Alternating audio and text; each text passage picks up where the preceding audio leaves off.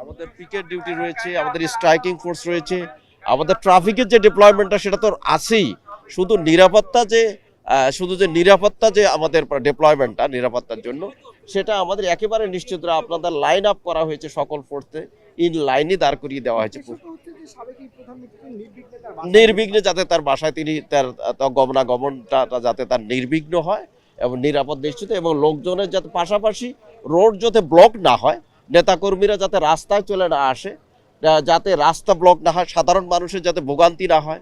আপনারা জানেন যে এসএসসি পরীক্ষা চলছে, আমরা সকাল থেকে সেটা নিশ্চিত করেছি যাতে এসএসসি পরীক্ষার্থীদের পরীক্ষার হলে যাওয়া আসার পথে কোনো বিঘ্নত সৃষ্টি না হয়, এগুলো আমরা নিশ্চিত করেছি। পাশাপাশি এয়ারপোর্টে যাতে যে সমস্ত লোক যাত্রীরা ফ্লাই করবেন তাদের আসা যাওয়ার পথেও যাতে কোনো ধরনের সমস্যা বা তারা কোনো ট্রাফিক জ্যামের মধ্যে না পড়ে সেগুলো আমরা নিশ্চিত করেছি।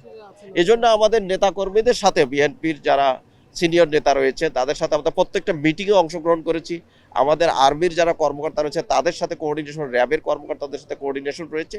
আমরা সকলে মিলে একটা একটা চমৎকার এবং সুন্দর একটা স্মুথ যাতে এই মাননীয় যে ফর্মার প্রাইম মিনিস্টার তার যাতে মুভমেন্টটা যাতে স্মুথ হয় এবং মানুষের যাতে কোনো ভোগান্তি না হয় সেটা আমরা নিশ্চিত করেছি।